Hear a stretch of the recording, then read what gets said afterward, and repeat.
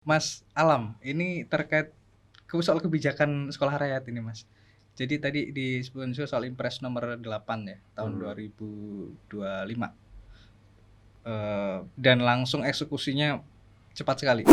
Mensoalkan perdebatan antara dikasih makan dan dikasih pendidikan, ya kan. Dan ini kan salah satu kartu trufnya, ya kan. Oke. Tiba-tiba ada satu program di mana program ini mengkaitkan banyak program yang lain dan ini sifatnya sangat-sangat populis. Pengurangan anggaran, misal SPJ pejabat-pejabat negara dikurangi semua itu kan. Akhirnya adalah sekolah rakyat ini. Kalau ada beberapa juga yang bicara bahwa kenapa anggarannya itu besar sekali gitu. Ada gium kan, negara itu boleh boros. So boros-borosnya itu pada dua hal.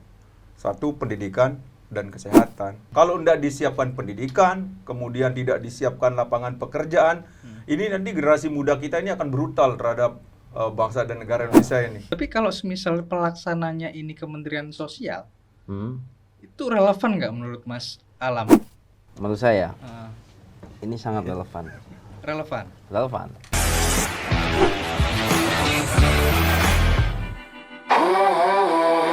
Pemirsa setia Gema Pos, salam jumpa. Kita hari ini bersama dua narasumber.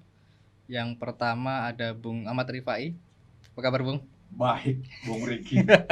Lama nggak bersua kita ini. Lama nggak bersua, Ketua Umum Serikat Tani Nelayan. Betul. Terima kasih sudah datang di Gema Pos, Bung. Terima kasih kembali. Bung Riki. Saya kalau ketemu dia mau ketawa terus.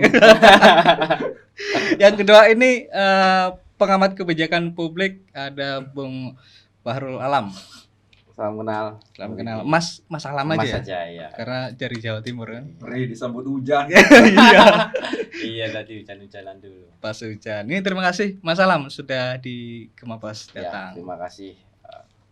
Ya, pemirsa, jadi hari ini kita bareng sama dari Tani Nelayan, terus kemudian sama pengamat kebijakan juga. Ini mau ngobrolin terkait dengan sekolah rakyat. Jadi sebenarnya yang mau kita diskusikan soal sekolah rakyat ini solusi apa hanya sekedar eksistensi sih sebenarnya ya kan?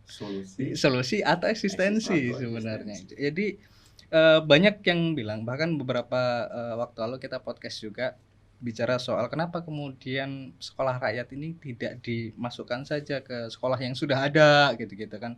Kenapa pengelolanya ini harus Kementerian Sosial, kenapa nggak institusi pendidikan gitu-gitu. Nah, nanti akan kita bahas satu-satu terkait dengan itu. Pertama mungkin ke Bung Rifai dulu. Ini Bung, kemarin itu Pak Menteri sudah ngomong bahwa 14 Juli ini akan di-launching tahap pertama sekolah rakyat itu sekitar 100 ya. 100 sekolah rakyat. Tapi kalau Bung lihat sebenarnya dari sisi ini petani dan nelayan, seberapa butuh sih Bung sebenarnya petani nelayan ini soal sekolah rakyat ini, Bung? Sebentar dulu, kita bukan 14 ya, 24 ya, 24 Juli. 24. Oke, 24 Juli ya. Oke. Nah, kalau bicara soal sekolah rakyat hubungannya dengan tani dan nelayan, kita mulai dulu dari Impres nomor 4 tahun 2025 tentang data tunggal sosial ekonomi nasional, DTSN. Karena dari sinilah kita beranjak soal sekolah rakyat itu, seperti yang disampaikan oleh Presiden bahwa semua program negara itu harus berbasis data ilmiah. Nah, begitu ditetapkan DTSN ini, setelah saya otak-atik, maka muncul nih jumlah angka kemiskinan menurut DTSN pada saat dia ditetapkan itu, dikeluarkan itu 24 juta orang. 24 juta? 24 juta orang. Angka kemiskinan kita. Kemudian dalam 24 juta itu tersebutkan itu ada 3.170.000 orang tuh yang masuk dalam kategori miskin ekstrim. Kemudian artinya bahwa sisanya sekitar 20.830 itu tergolong miskin. Itu kan? Nah, maka negara atau pemerintah pada hari ini yang seperti kita lihat itu mengeluarkan beberapa kebijakan untuk mengurai kemiskinan itu. Salah satunya adalah di sini adalah sekolah Rakyat. rakyat. Nah, dari komposisi itu kita nilai nih, kita cek nih. Non petani itu jumlah yang miskin itu 12.514.664 orang. Kemudian yang non petani yang kategori dalam masuk miskin ekstrim itu sekitar 1.703 sekian gitu. Non petani nih. Kemudian yang petani ini, yang petani miskin ya, petani miskinnya itu adalah 8.315.336 atau sekitar 39,92%. Nah, yang ekstrim petaninya ini 1.446.442 atau 46,26%. Atau totalnya itu yang petani itu adalah 9.781.778 orang. Itu artinya, itu dulu komposisi datanya. Sehingga memang ada kehendak presiden kemiskinan ini harus tuntas. Ekstrimnya di tahun 2026 ini harus nol. Kemudian di 2029 itu di bawah 5%. Dari sekarang yang 8-9% kan peninggalan Pak Jokowi. Gitu. Jadi kalau ada sekolah rakyat untuk anak-anak mereka yang miskin dan miskin ekstrim itu oke lah ya, mereka welcome sekali dengan program ini. Ya, jadi kita di Serikat Tani dan Nelayan memandang bahwa sekolah rakyat ini adalah jalan keluar sebenarnya, jalan keluar. Di mana misalkan cita-cita untuk rakyat ini, khususnya miskin ini untuk mendapatkan sekolah yang layak itu dari baru merdeka ya, Soekarno mau berdikari, kemudian terinterupsi dengan Orde Baru, menjanjikan sekolah, ada impres dan lain-lain. Tapi tetap aja rakyat ini belum menikmati kan.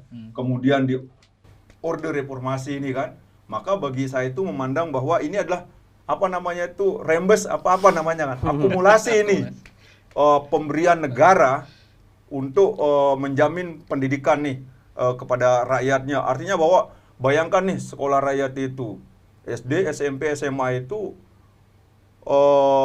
fasilitasnya itu mulai dari nanti dia akan pakai iPad atau tab, kemudian komputer dan lain-lain lah. Itu IT dimulai dari sejak kecil gitu.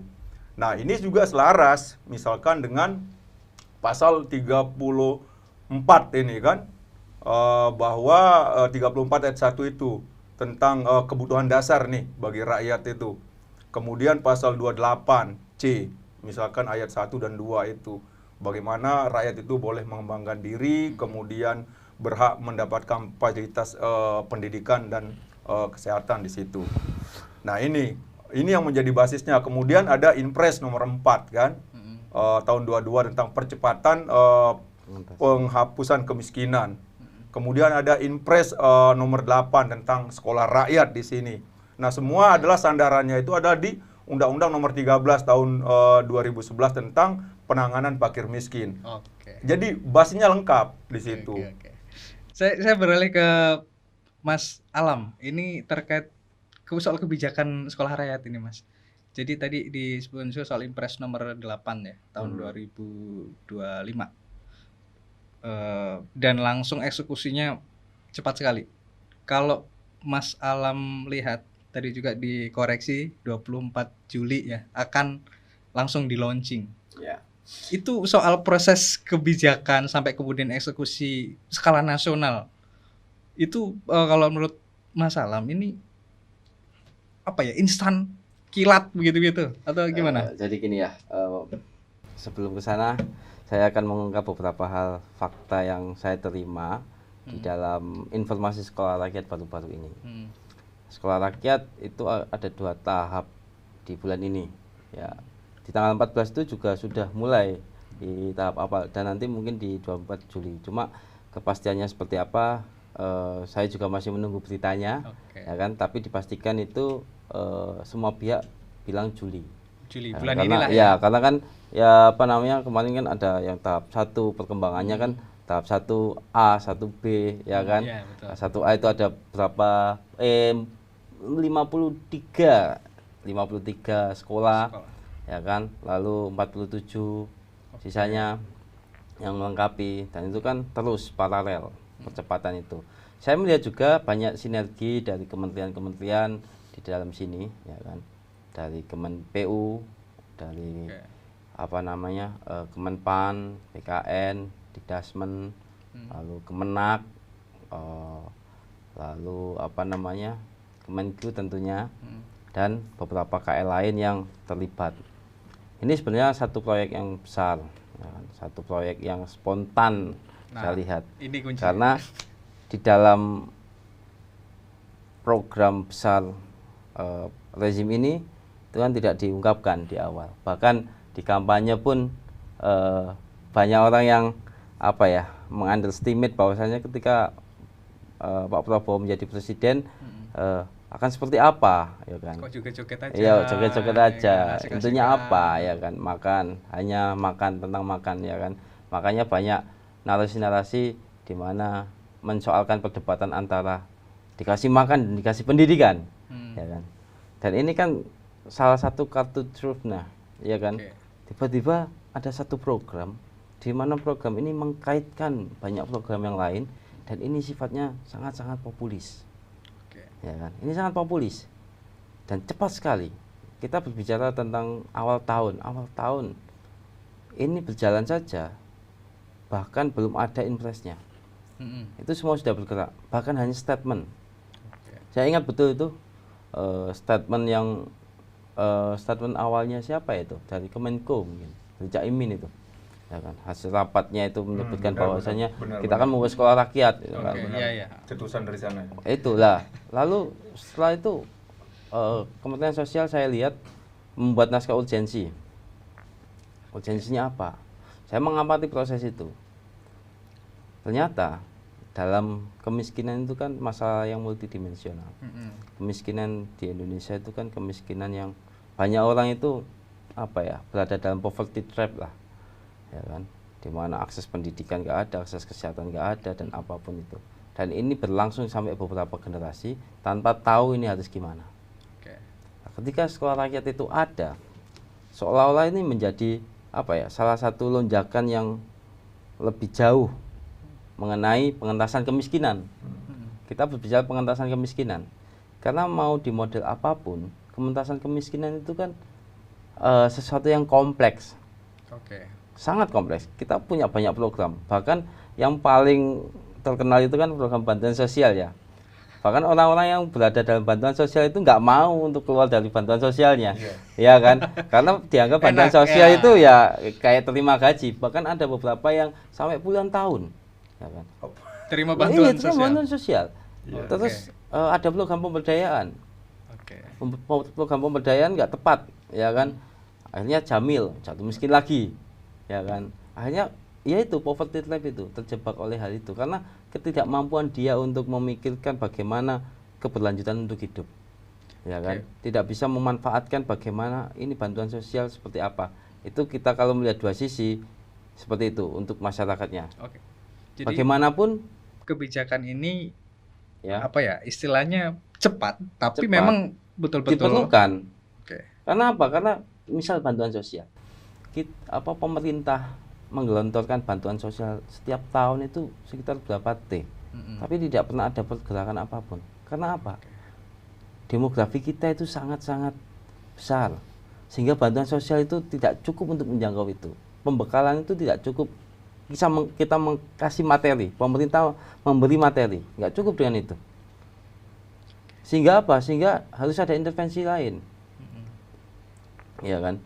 Kita lihat dari mulai reformasi lah, nggak usah jauh-jauh, reformasi sampai saat ini aja mana penurunan angka kemiskinan yang benar-benar konkret ya.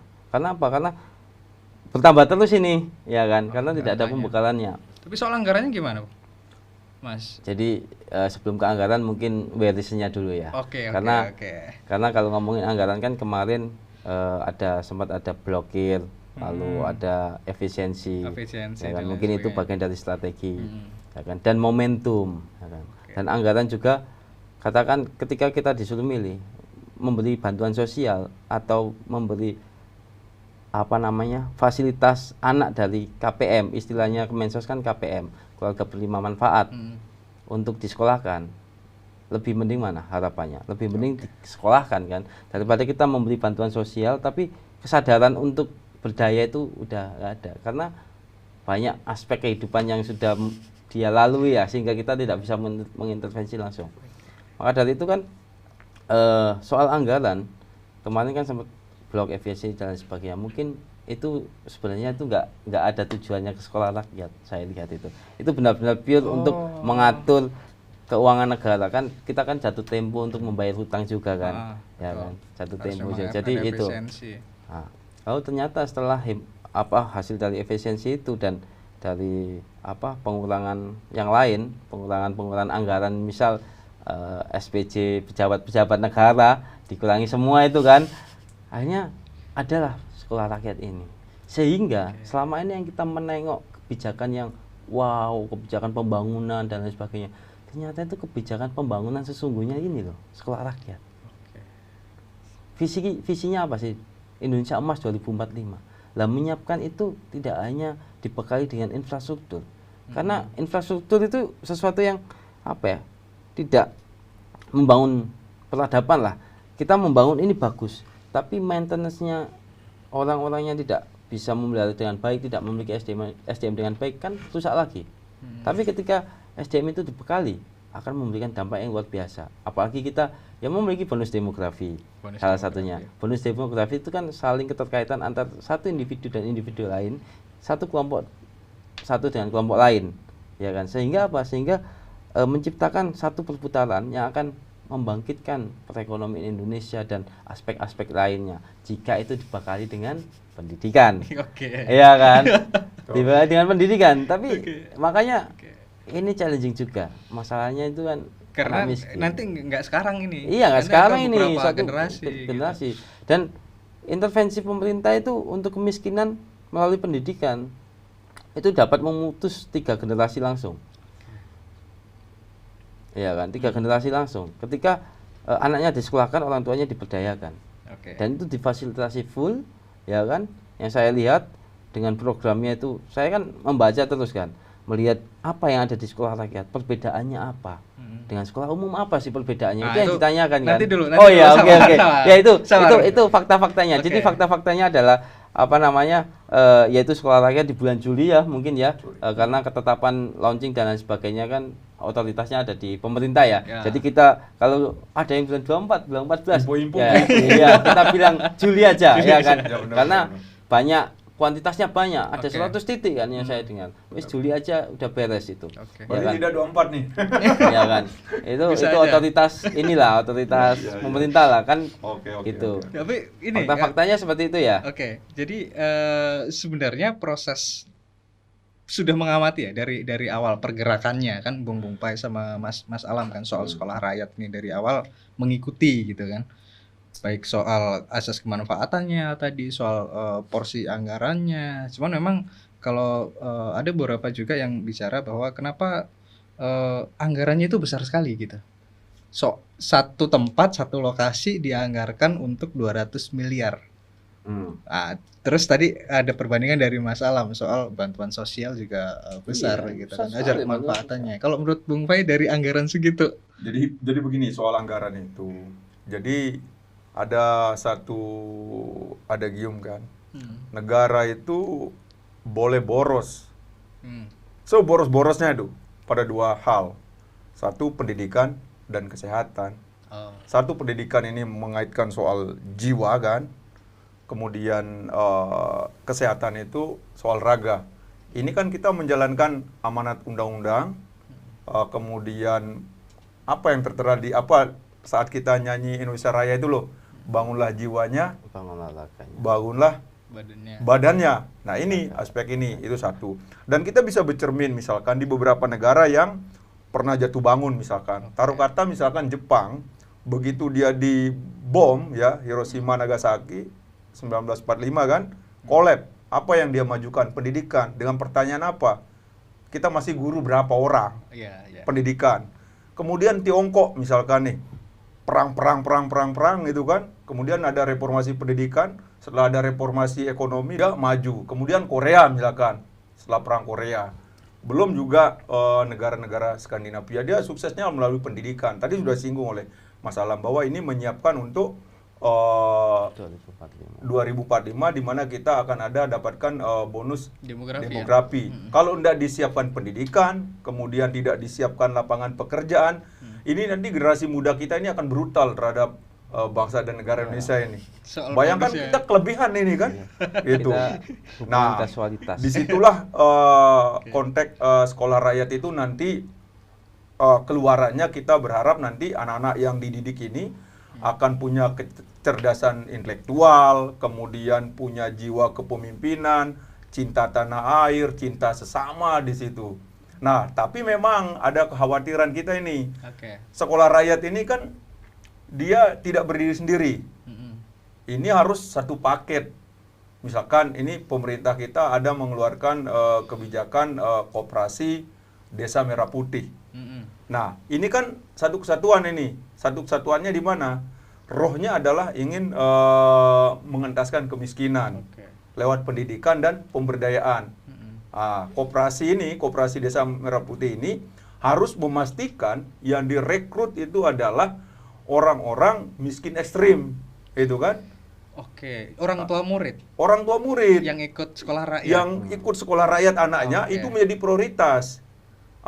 Karena nanti logika tadi oleh Mas Alam itu kan anaknya diambil oleh negara, ya, bapak dan orang tuanya itu diberdayakan oleh negara.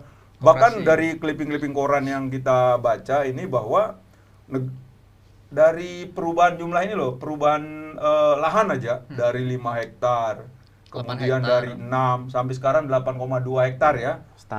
Standarnya. Setelah kita baca-baca di koran nih, ini bahwa presiden itu memikirkan bahwa anak-anak ini belum terbiasa berpisah dengan orang tuanya kan. Maka disiapkan asrama itu khusus orang tuanya nanti untuk mendampingi anaknya agar mau sekolah. Itu biaya juga? Dibiayai juga negara. Itu ya biaya anggaran segitu untuk menghidupi mereka. Jadi bentuk pemberdayaannya itu melalui pendidikan. Jadi apa namanya yang awalnya dari bantuan sosial itu dikasih gitu ya, cash transfer. Ini nanti ada sistemnya. Jadi kita membangun satu sistem, maksudnya pemerintah membangun satu sistem di mana sistem itu terintegrasi, ya kan? Itu kan bentuk intervensi yang sangat masif, ya kan? Apalagi 100 titik, bayangin 100 titik mengakomodir berapa ribu siswa yang ada putus sekolah, ya kan? Itu asrama semua.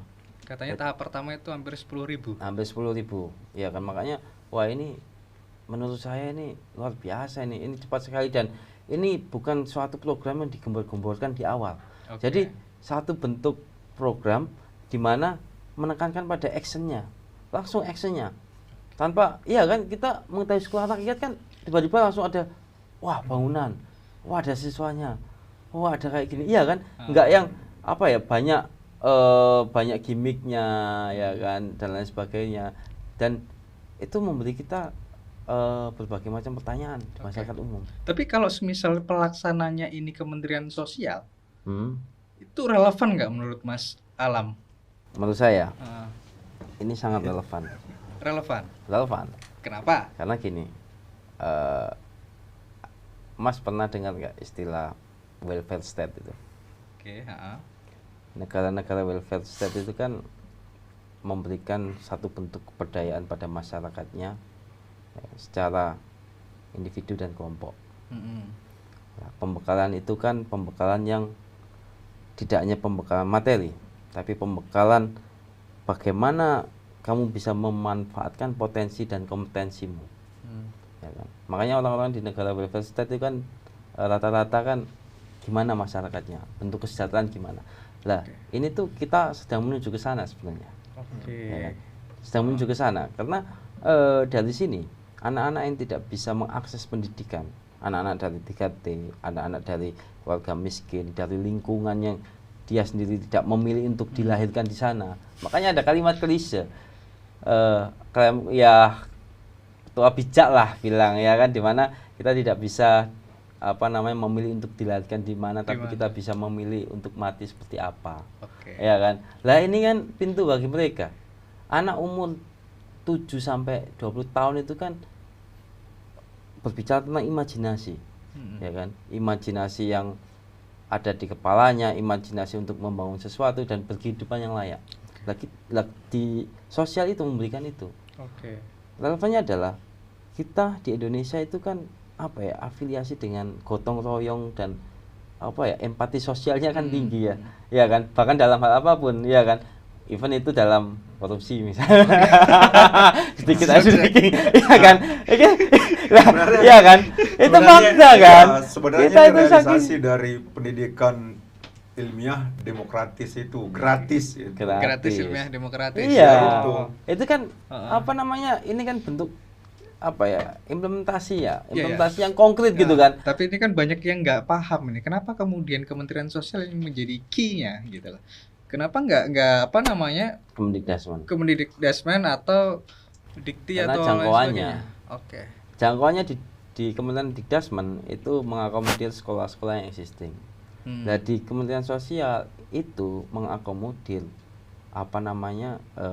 anak-anak miskin ekstrim yang ada. Kalau sekarang itu saya lihat ada data tunggal ya kemarin sebelum ada Inpres ini itu ada DTSN data tunggal sosial ekonomi nasional yang menyebutkan desil 1 dan desil 2 masyarakat miskin ekstrim dan miskin ya kan. Di sana itu yang putus sekolah, yang rumahnya itu tidak layak huni dan lain sebagainya.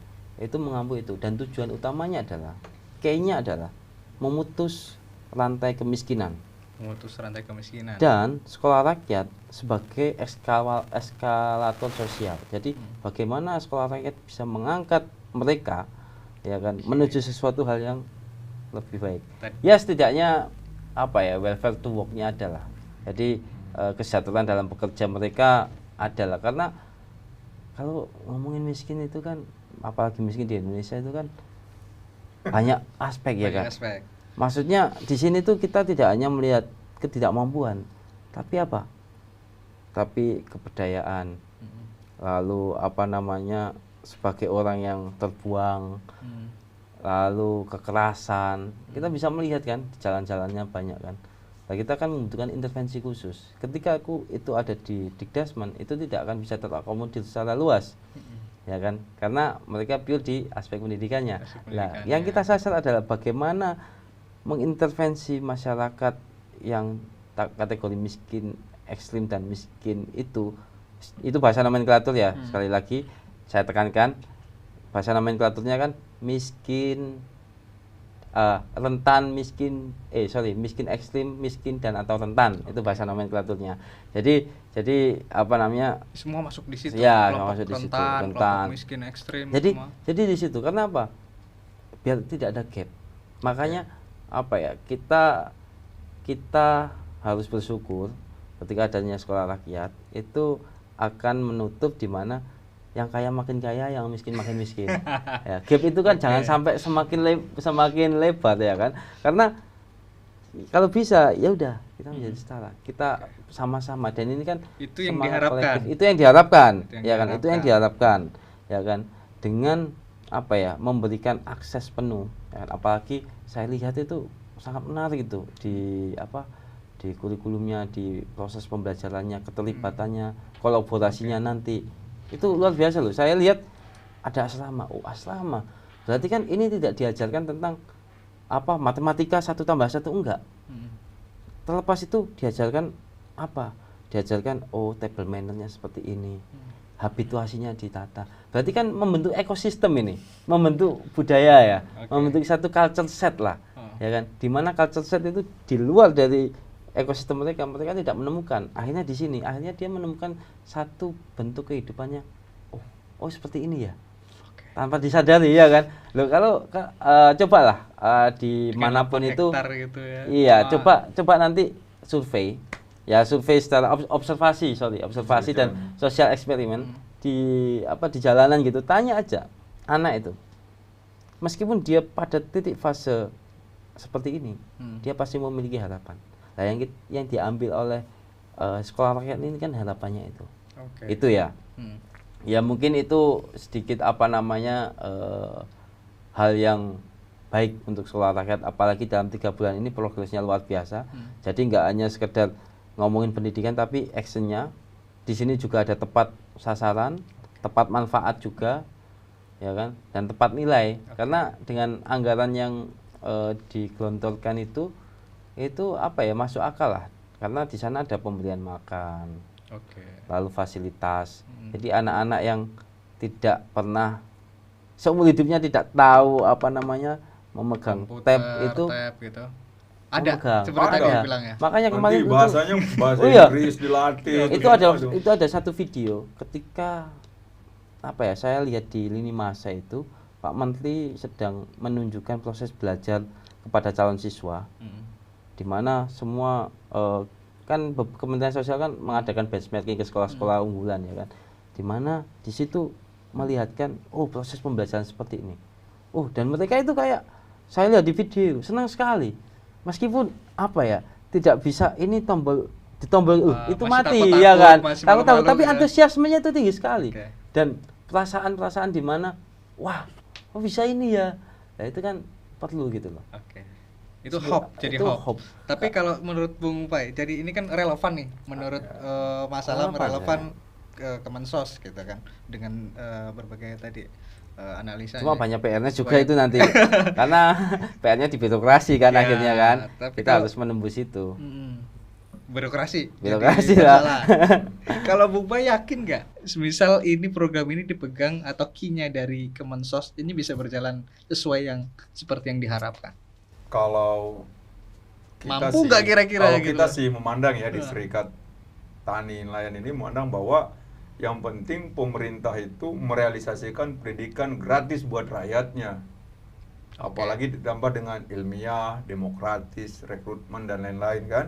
Itu yang paling penting. Kita tidak melihat siapa yang harus menjadi key-nya itu. Leading sektor Leading ada. sektor apa? Tapi kita lihat sih sekarang ini Kemensos itu melibatkan beberapa kementerian kan. Artinya bahwa mengkonsolidasi kementerian, dia sadar diri lah. Kalau kita lihat Kementerian Sosial itu, buktinya misalkan dia menunjuk ya Prof Nuh ya. Ya, Prof Nuh sebagai sebagai sebagai ahli ketua tim formatur kalau nggak salah ya. itu kan dia ini ahli pendidikan. Itu kan tidak meragukan kan Jadi tentang keahliannya untuk men-set pendidikan Indonesia ke depan. Sebenarnya kita sih punya harapan kalau di sekolah rakyat itu menjadi pegangannya itu adalah Ki Hajar Dewantara kan. Itu karena soal pendidikan nasional kita itu asalnya dari sana juga kan. Sebaiknya saran kita ke depan memakai itu. iya. Yang Tapi sekolah ada rakyat. lagi, Pak. Konsep sekolah rakyatnya Ki Hajar Mas, Dewantara. Gimana? ada lagi key of the key-nya. Weh, Jadi ini kunci dari kunci kunci nih. dari kuncinya. Kementerian Sosial itu kan dari baseline-nya itu kan ya sosial. Dia mengajak kolaborasi lah dengan cara-caranya. Lalu di sini tuh ada satu tahapan yang tidak mungkin akan sulit bagi kementerian lain itu mengampuh di sektor ini. Adalah sektor sosial itu tadi atau pengasuhan. Kementerian Sosial itu kan memiliki pengalaman yang cukup banyak untuk menangani rehabilitasi, Oke. pengasuhan. Kan di Kementerian Sosial itu kan ada panti anak, di mana itu menangani anak-anak yang bermasalah dengan hukum, anak-anak yang terlantar. Lah di sekolah rakyat itu sebenarnya polanya sama, cuma ini lebih terkonstruksi aja, ada strukturnya, ya kan, ada alur yang dibangun, ya kan. Makanya di sekolah rakyat itu saya lihat itu ada program persiapan itu cukup bagus. Itu juga berkolaborasi dengan ESQ atau Universitas Ali Ginanjar kalau nggak salah ya. Ya baru-baru kemarin tuh. Kemarin saya update juga, ada program persiapan di mana siswa tidak langsung diberikan materi mengenai substansinya, tapi diberikan pengenalannya, kebiasaannya, hal-hal yang apa ya, keinginan untuk belajar. Kalau kata Prof Nuh itu learn to how learn-nya, jadi belajar untuk belajarnya. Lah menumbuhkan rasa untuk belajar dan belajar kan itu tidak dengan kita memberi soal 1 kali 1 atau 3 kali 3 nilainya berapa, kan kayak gitu. Harus ada thoughts-nya. membangun trust, membangun Lah, touch-nya itu. apa namanya? Touch-nya itu. Senangnya. Iya gitu. lah. Terus kemarin saya lihat berkolaborasi itu, bekerja sama dengan adanya talent mapping. Sebelumnya udah ada talent mapping, cuma saya amati talent mapping itu kan membutuhkan waktu yang banyak ya, membutuhkan waktu yang banyak, anggaran yang banyak. Bagaimana bisa melakukan dengan waktu sedekat ini ya kan? Oke. Tiba-tiba Jadi ada terobosan dari itu Ali Ginanjar itu, talent mapping melalui AI itu, sehingga kita bisa memetakan DNA anak dengan potensinya, dan itu sangat membantu untuk persiapan, mempercepat untuk merealisasikannya. Toolnya gitu ya. Iya, jadi saya melihat itu di berita kemarin, ketika anak ini mengisi apa, cepat itu kelihatan itu, oh potensi anak ini adalah di misalkan potensi anak ini itu di apa, strategizer, pengatur strategi, oh berarti karakter anak ini seperti ini. Nah di talent mapping itu, ya kan, di talent mapping itu digunakan untuk apa? Memaksimalkan potensi-potensi siswa, ya kan? Karena kita tahu semua orang kan memiliki potensi, dan underestimate mengenai latar belakang itu kan sesuatu hal yang menyakitkan kan, ya kan? Dan yang menjadi fakta adalah mereka mengakui bahwa saatnya fakta miskin itu benar-benar harus diakui. Kan sempat ada itu di awal-awal apa namanya, kastanisasi. Di awal-awal itu kastanisasi, kayak oh pendidikan ini untuk orang miskin aja, kayak diskriminasi sosial, gini-gini. Loh jangan salah, justru semangat itulah yang akan memberikan mereka harapan dalam proses pembelajarannya. Kenapa? Karena ketika di sekolah umum katakan anak-anak yang kurang mampu dengan anak yang kaya, itu ada konfrontasi sosial Pak, ya kan, pergaulan dan kesenjangan yang makanya ada bullying dan sebagainya, itu kan karena itu sebenarnya, ya kan. Jadi itu bukan jadi soal, ya kan, kastanisasi bukan jadi soal, justru semangat ini yang digunakan untuk kita sama-sama membangun Indonesia dengan apa ya, dengan jalan yang sudah ditentukan ini. Oke. Seperti itulah.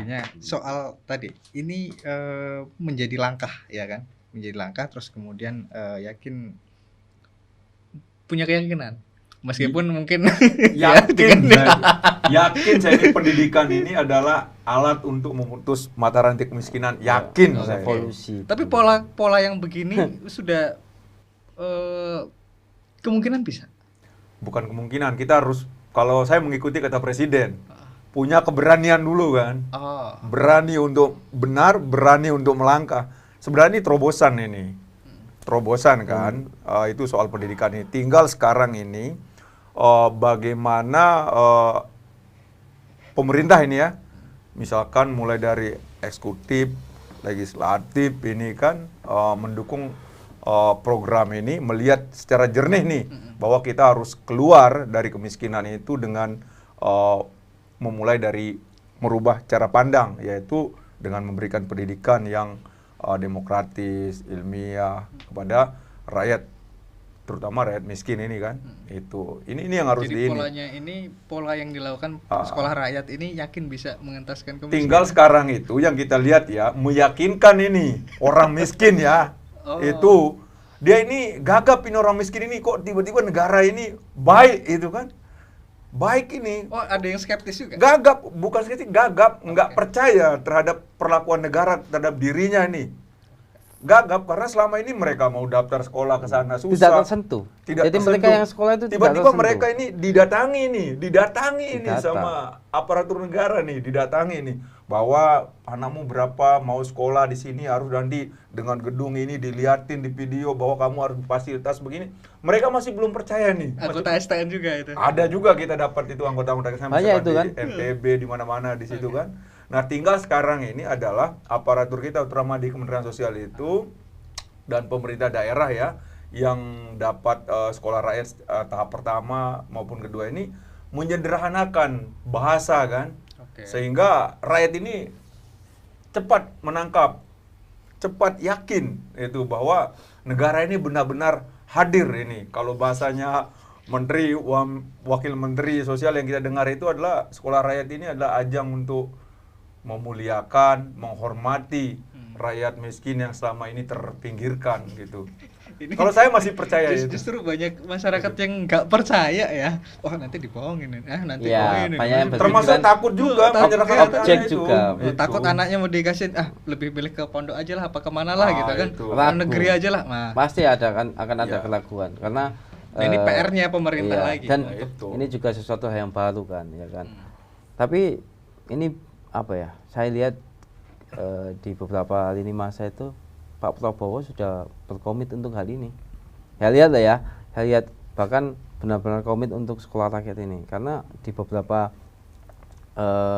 kesempatan beliau ada sampai ramai itu kan. Sisa hidup saya hanya untuk Naila yang lainnya. Naila itu salah satu calon siswa di sekolah rakyat yang kurang beruntung gitu kan, sehingga mendapatkan atensi ya kan. Nah itu, dan terlebih lagi saya melihat di profil pada waktu paparan kapan ya, saya melihat di berita itu ada satu tampilan gitu. Oh iya, ada tampilan di sosial medianya ya. Kan di Kemensos itu sosial medianya cukup menarik juga, cukup apa ya, cukup sangat membantu untuk kita mencerna kebijakannya meskipun rumit, dan video-videonya juga bagus-bagus. Itu nanti bisa dicek itu video prosesnya, langsung melihat siswanya dan lain sebagainya mengenai sekolah rakyat ya kan. Itu sangat membantu kita menyederhanakan sebuah hal yang dirasa rumit ya Dan kan, ngecek, visualnya, ngelihat iya, polanya, mempelajari. Nah itu ada saya sempat menelaah profil lulusan sekolah rakyat atau lulusan sekolah rakyat. Itu saya melihat itu ada 5.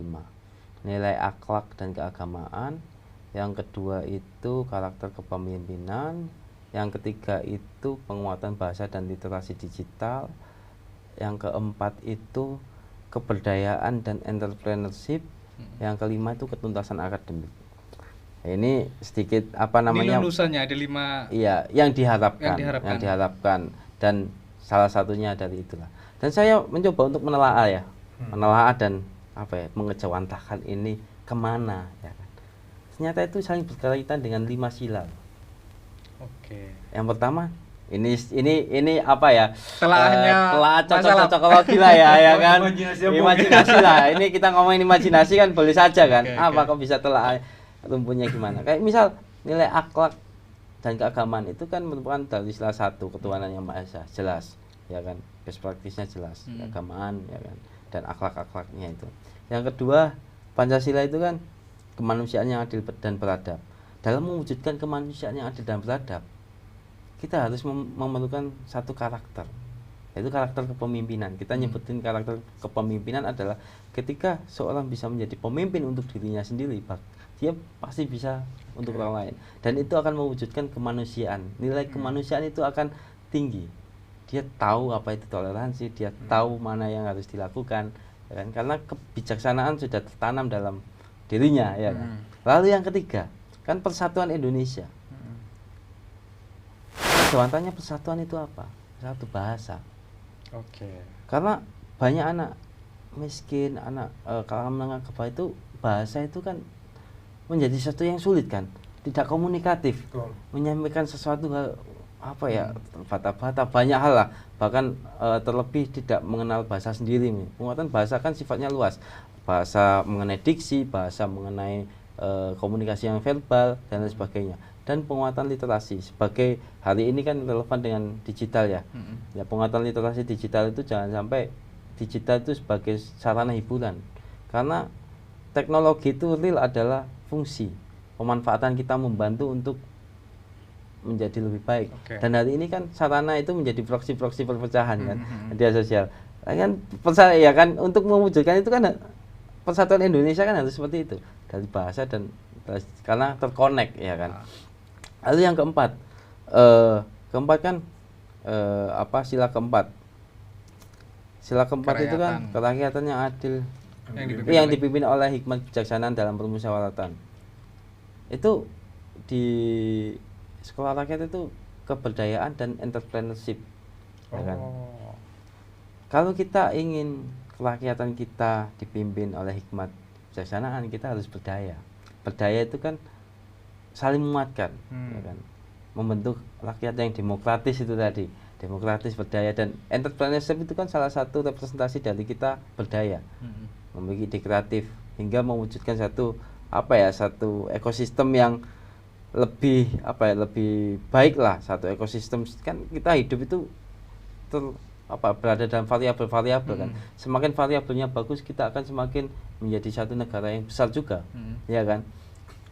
Kayak Korea, Jepang itu kurang aja demografinya. Kalau demografinya bagus, wah dia luar biasa loh, iya kan. Lalu itulah, keadilan sosial, yaitu ketuntasan akademik, bagian dari tanggung jawab. Keadilan sosial kan tanggung jawab kita. Ya, ketuntasan akademik itu kan tanggung jawab mereka sebagai seorang pelajar, ya kan. Ketika bisa menyelesaikan itu, ya kan. Ya itu cocokologi. Tapi malah justru kita ini Bung ya, maksudnya dari penjelasannya masalah malah kita agak tergambar kan loh. Butir-butir lah nilai-nilainya lah, ya kan. Ya bisa jadi malah seperti itu. Jadi kan menyambung Pancasila itu menjadi 5 yang disampaikan oleh Mas Alam itu kan.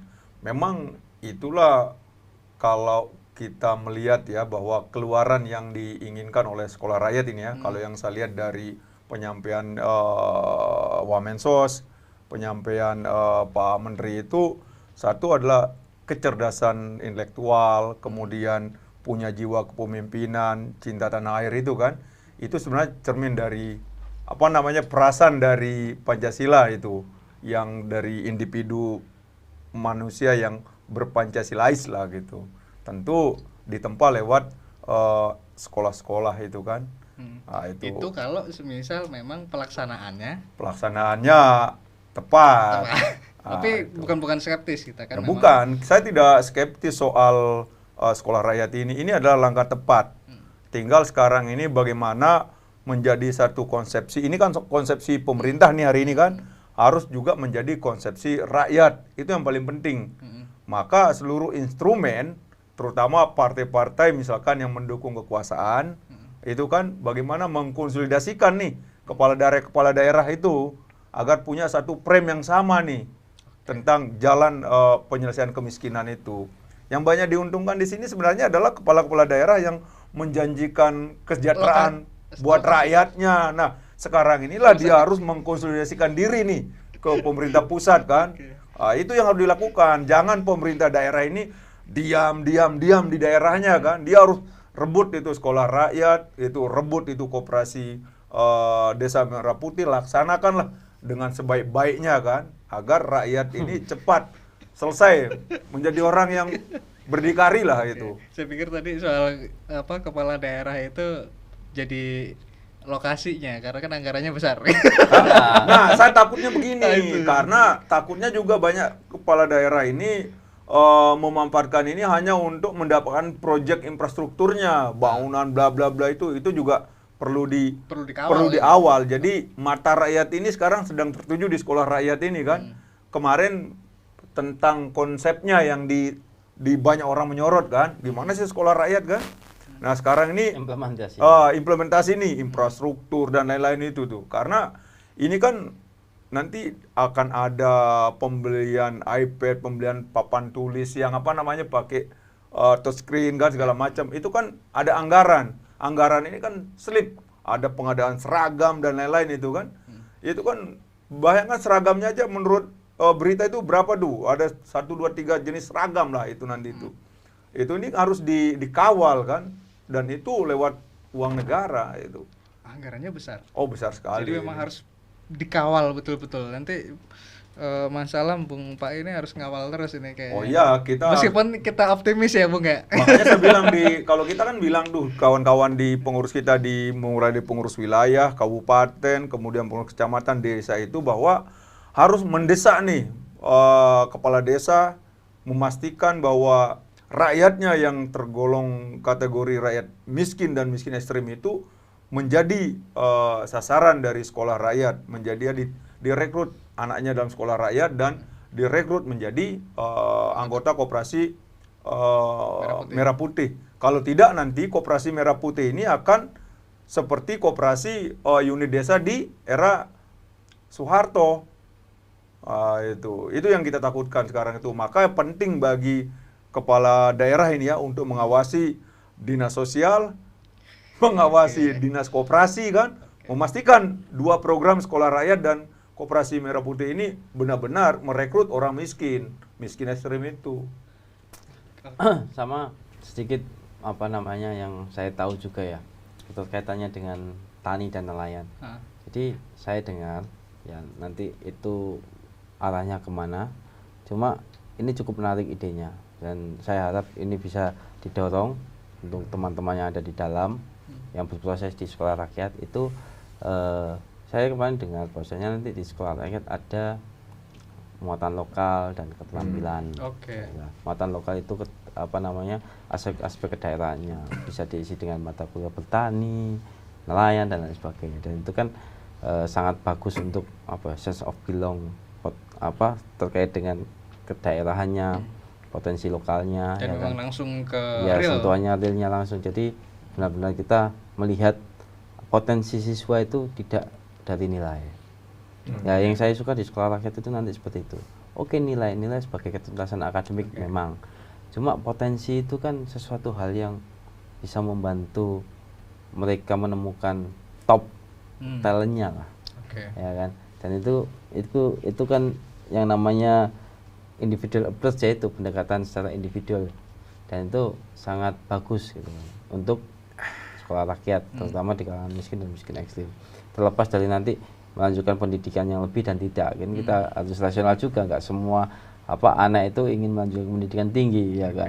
Bisa jadi setengah jalan. Cuman lagi nih Mas sama Bung soal kenapa kemudian konsep ini, ya kalau ini kan bagus, ada ide, ada kemudian capaian yang ingin digapai, dan 2045 soal apa namanya bonus demografi itu kan sekolah yang biasa pun juga menuju ke sana gitu. Kenapa kemudian upaya ini tidak diinfiltrasikan, dimasukkan, diinjeksikan ke sekolah-sekolah yang memang sudah ada? Kenapa harus bangun yang baru?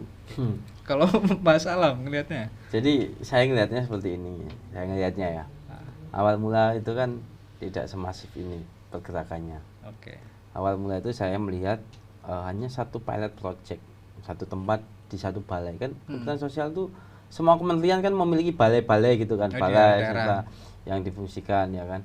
Lah itu Kementerian Sosial kan punya semacam sentral lah, di mana di situ ada rehabilitasi sosial, terus banyak aktivitas pelatihannya lah untuk mengembalikan fungsi sosial bagi beberapa kategori, yaitu terkait masalah sosial. Nah, lalu sebagai piloting project itu dibangun, nah tapi progresnya semakin bagus, tambahlah ya sampai saat ini. Jadi sebenarnya itu progres yang benar-benar spontan, ya kan. Lah kenapa? Karena awalnya itu sederhana, memutus rantai kemiskinan. Awalnya itu cuma sederhana aja. Jadi ada siklus memutus rantai kemiskinan, ya kan. Anak dari keluarga KPM, di mana nanti keluarga penerima manfaat ini tidak dibebankan mengenai anak disekolahkan, ya kan. Lalu mereka dapat program pemberdayaan, ya kan. Jadi kita ambil top to bottom to up-nya lah, ya kan. Dimana nanti kita memudahkan dia agar tidak memiliki tanggungan. Kan, saya melihatnya seperti itu kan siklusnya, karena mungkin pemerintah hari ini kan, atau apalagi semangatnya Kementerian Sosial Pak Mensos sekarang itu dan Pak Wamensos itu kan berdaya, ya kan. Jangan bergantung pada bantuan sosial, tapi berdaya. Saya lihat di berbagai macam keynote speech-nya gitu kan. Bansos sementara, berdaya selamanya lah. Salah satunya kan seperti itu. Ya kan? Pemberdayaan ya itu kan. Akhirnya diberikan hingga dia memiliki harapan ini, yang memiliki kesempatan. Seperti itu. Akhirnya sama-sama jalan, anaknya udah dapat pembekalan, orang tuanya juga bisa ada tabungan, bisa ini, ya kan. Akhirnya selesai, tertentaskan, ya kan. Terus tiba-tiba tambah lagi semua balik, akhirnya yaitu masih sederhana sebenarnya itu. Cuma karena progres dan kesiapannya, akhirnya Pak Presiden beda sebagai sebagai salah satu program yang benar-benar akan dicapai dengan maksimal, ya kan? Berarti kalau menurut Mas Salam ini nggak ada niatan untuk nggantiin Sekolah umum nggak ada sama sekali. Kan ini kan jelas. Kan bahkan murid di sekolah rakyat itu nggak bisa daftar di sekolah umum. Karena ekonomi ya, meskipun sekolah umum kan gratis, cuma kan nggak semua orang di desil 1 dan 2 di awam miskin itu, di orang miskin itu memprioritaskan sekolah kan. Oke. Kan gitu. kalau di sekolah umum kan ada operasionalnya juga. Misal dia berangkat ke sekolah, Beli buku dan lain sebagainya. meskipun gratis itu kan buku nggak semua. gratis ya? Iya kan, nggak semua punya prioritas pendidikan lah. Oke. Dari situ kan berarti kita tahu masyarakat kita itu tidak memiliki prioritas untuk pendidikan. Ya kan? Ya kita harus sadar dan kita harus mengakui bahwasanya berapa persen masyarakat kita itu terjebak di dalam poverty trap. Ya kan? Dan kita sedang pemerintah, negara dan semua aspek itu sedang mencari jalan untuk keluar dari poverty trap ini.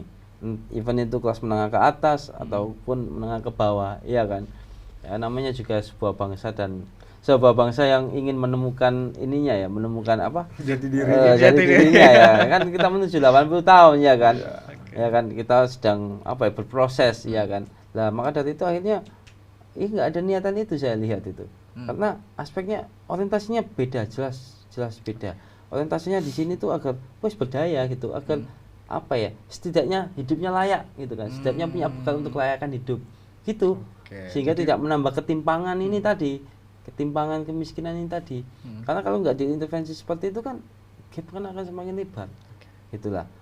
Ternyata semakin kesini berevolusi sampai sekarang ini sekolah rakyat dilihat Jadi kita tunggu itu. nanti Ya, tanggal kita tunggu 14 aja. atau 24 ini yang penting Juli ini ya. di launching ya. Tapi kalau untuk anggota teman-teman STN itu ada yang berpikir anakku di sekolah rakyat aja lah, nggak usah di sekolah yang biasa gitu. Sejauh ini belum ini, cuman kita kasih arahan kemarin ke struktur itu agar memastikan anggota-anggota kita itu mendorong anak-anaknya, menyerahkan anak-anaknya untuk sekolah rakyat, sekolah di sekolah rakyat. Karena kan banyak kan itu anggota nelayan dan petani kita tuh miskin kan, di miskin ekstrim malahan itu, masuk ke sekolah rakyat dan memastikan dirinya menjadi anggota koperasi Desa Merah Putih. Itu dulu sampai di situ kita. Nah, kalau terpastikan itu. Jadi yang penting soal akses pendidikan untuk anak-anak itu ya. Iya, karena kan kita melihat seperti disampaikan oleh Mas Alam tadi itu bahwa ini penghasilan orang miskin ini kan, ketika dibebankan lagi pada biaya pendidikan kan, anak-anaknya itu kan pasti akan bahkan nggak tersisihkan ya Mas ya ke situ. Maka sekarang itu anaknya diambil kan, kita bersyukur kalau anak-anak dari petani dan nelayan ini diambil oleh negara. Bahkan kalau dia sendiri misalkan merasa ragu kan, makanya dibuatkan asrama tuh. Itu. Jadi di situ. Karena prioritas orang yang menengah ke bawah atau dalam kondisi poverty trap itu prioritas utama dia adalah makan. Yang kedua mendapatkan uang. Udah. Nggak ada itu pendidikan atau kesehatan. Loh, beneran. 1:10 anak miskin yang dapat keluar dari situ. Banyak contohnya lah. Kayak misal ya yang paling terkenal kan si anak singkong kayak gitu di Tanjung, dan dia juga sudah membuat sekolah juga kan, JT Alsa itu juga anak miskin semua itu. Ya kan? Anak-anak miskin yang disekolahkan. Lalu banyak lah di Prof Nu juga dulu kan sempat mengupayakan bidik misi itu kan, 20% jatah untuk anak bisa masuk kuliah. Jadi sebenarnya intervensinya itu sudah dilakukan semenjak dulu itu. Cuma tidak semasif hari ini gitu kan. Nah, ya, kita semoga aja nih. Dan satu lagi, Mas, ada beberapa hal yang perlu diketahui di dalam sekolah rakyat. Ya kan? Dan di sekolah rakyat ini itu kan ekspektasi itu kan benar-benar luar biasa tinggi. Ekspektasinya. Ya kan? Dan harapannya juga tinggi. Dan ini menjadi modal kekuatan utama. Saya melihat itu banyak orang tua ya kan yang benar-benar ingin masukkan anaknya di sekolah rakyat, karena ya nggak semua orang itu ingin seperti itu gitu loh. Dan ini kan nggak ada tes potensi akademik, itu yang menjadi poin penting. Di sekolah rakyat nggak ada potensi akademik, itu keren loh, sebuah sekolah yang dengan fasilitasnya nggak ada potensi akademik, dan semua dan di situ kita melihat siswa dengan talentanya masing-masing. Dan itu kan sangat-sangat ini ya, sangat-sangat apa ya, bentuk egaliternya juga dapat ya, ya kan, kualitinya kan dapat. Benar kata Mas Alam tadi, hope-nya tinggi. Hope-nya tinggi. Harapannya besar, terus kemudian ini juga mungkin cita-citanya juga mulia kan gitu. Iya, tinggal cuma nanti pelaksanaannya. betul. Tapi itu ini kita melihat sisi yang lain ya, kita coba melipir lebih jauh dari sekolah rakyat dan program-program pemerintah yang telah dilaksanakan. Banyak program pemerintah itu yang bagus, baik, tapi tiba-tiba tidak semulus yang kita kira dan tiba-tiba mangkrak gitu kan. Banyak banget ya kan. Berhenti. Karena entah itu tidak memiliki satu bentuk skema, tidak memiliki apapun itulah, ya kan. Dan nanti di sekolah rakyat juga pun tidak menutup kemungkinan seperti itu. Makanya kekuatannya di sekolah rakyat ini kan sebenarnya kekuatan yang tidak terlihat, saya lihat itu. Karena bayangin aja, ini kita berbicara sesuatu yang lebih jauh ya, yang tidak apa ya, tidak masuk di logika kita lah. Progres 3 bulan bisa membuat dan mengondisikan sekolah 100 titik, baik aspek birokrasinya, anggarannya, semuanya. Itu kan nggak rasional. Gitu. Iya kan, makanya ini apa, ternyata kan lagi-lagi, oh ternyata ya untuk orang miskin itu mungkin itu suatu bentuk keberkahan lah istilahnya lah. Tapi ya kita lihat aja, nanti pasti akan ada banyak kritik. Saya juga pasti akan melihat dan mengamati bagaimana ini berlangsung, karena lagi-lagi kita juga ada birokrasi juga menjalankan itu ya kan, eksekutif ya kan, lalu otoritas politik juga, kayak disampaikan oleh Bung Rifai tadi, bahwasanya kayak kepala daerah dan kepartaian di bawah juga sangat berpengaruh. Kita mengajak ke bansos saja lah. Ya iya kan. Kita mengajak ke bansos saja lah. Bansos kan suatu PKH lah, PKH diadopsi dari Bolsa Familia di Brazil ya, dengan harapan untuk mengentaskan kemiskinan, mempercepat langkah ya kan. Tapi nyatanya ya masih ada aja kendala. Jadi itu lagi-lagi pasti akan susah. Cuma setidaknya kita sudah berani melangkah, gitu aja kan. Dan kita harus support penuh apa yang dilakukan, ya kan.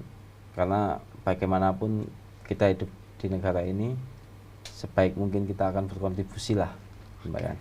Siap. Itu ya, Bu, ya. Jadi terima kasih Mas Alam, Bung Pai. Ini luar biasa diskusinya, banyak yang ini ya, banyak yang saya nggak tahu. Akhirnya kita diskusikan, banyak yang mungkin pemirsa nggak tahu juga. Tinggal tadi soal apa namanya, harus kita kawal juga. Pasti ada proses perjalanannya. Mungkin satu statement closingnya dari siapa dulu? Bung Masalah dulu. Satu-satu, mana dulu? Bung Pai aja dulu. Silakan.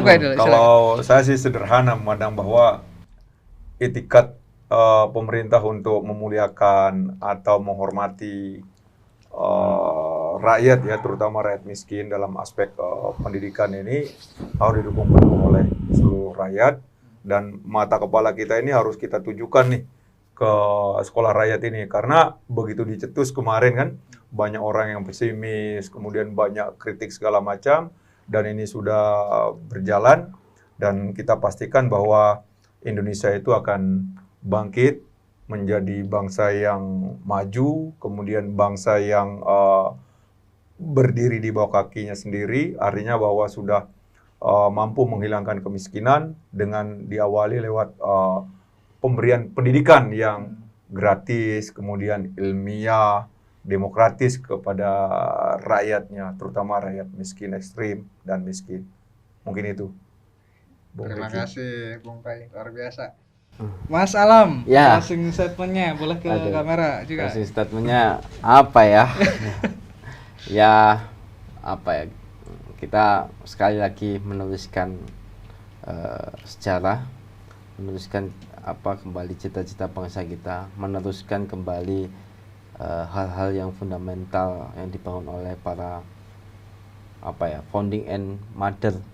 Ya kalau nyebutin founding father sekarang kan mungkin kurang ya, jadi father and mother founding lah, ya kan, atau semangatnya diteruskan hingga sampai saat ini. Dan mungkin sedikit kata bahwasanya kita akan menjadi suatu negara yang punya tujuan. Sekolah rakyat adalah bentuk dari blueprint itu sendiri, blueprint menuju Indonesia Emas 2045, ya kan? Dimana kita mengidam-idamkan suatu bentuk kejayaan sebuah negara, eksistensi sebuah negara, dan kebanggaan menjadi bagian dari negara ini. Semoga kita bisa terlibat semuanya, baik orang yang di luar kekuasaan, karena konsepsi kekuasaan itu hanyalah satu bentuk konsepsi yang semu lah, ya kan. Yang paling utama adalah kita menciptakan cita-cita bersama, ya, karena kita negara yang sangat besar, sangat multikultural, kita harus berjuangkan sama-sama.